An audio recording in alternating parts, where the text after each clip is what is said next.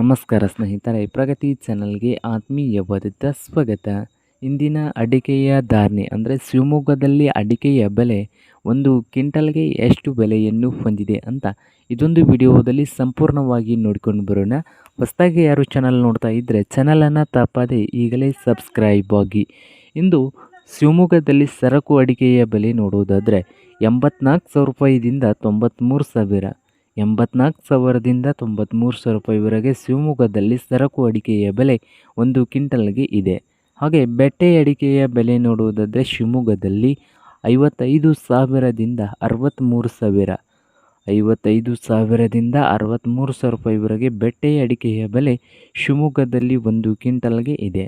ಹಾಗೆ ಹೊಸ ಅಡಿಕೆಯ ಬೆಲೆ ನೋಡೋದಾದರೆ ಶಿವಮೊಗ್ಗದಲ್ಲಿ 60,000 ರೂಪಾಯಿದಿಂದ 60,400 ರೂಪಾಯಿ 60,000ದಿಂದ 60,400 ರೂಪಾಯಿವರೆಗೆ ಹೊಸ ಅಡಿಕೆಯ ಬೆಲೆ ಒಂದು ಕ್ವಿಂಟಲ್ಗೆ ಶಿವಮೊಗ್ಗದಲ್ಲಿ ಬೆಲೆಯನ್ನು ಹೊಂದಿದೆ. ಹಾಗೆ ರಾಶಿ ಅಡಿಕೆ ನೋಡೋದಾದರೆ ಶಿವಮೊಗ್ಗದಲ್ಲಿ 47,000ದಿಂದ ಹಿಡ್ಕೊಂಡು 52,000, ಗರಿಷ್ಠ ಬೆಲೆ ಬಂದು 54,000 ರೂಪಾಯಿ 47,000 ರೂಪಾಯಿಯು ಮಿನಿಮಮ್ ಪ್ರೈಸ್ ಇದೆ ರಾಶಿ ಅಡಿಕೆದು ಶಿವಮೊಗ್ಗದಲ್ಲಿ. ಮಧ್ಯಮ ಬೆಲೆ ಬಂದು 52,000 ರೂಪಾಯಿ ಒಂದು ಕ್ವಿಂಟಲ್ಗೆ ಮಧ್ಯಮ ಬೆಲೆಯಾಗಿದೆ. ಹಾಗೆ ಗರಿಷ್ಠ ಬೆಲೆ ನೋಡೋದಾದರೆ ರಾಶಿ ಅಡಿಕೆದು 54,000 ರೂಪಾಯಿವರೆಗೆ ಒಂದು ಕ್ವಿಂಟಲ್ಗೆ ಇದೆ.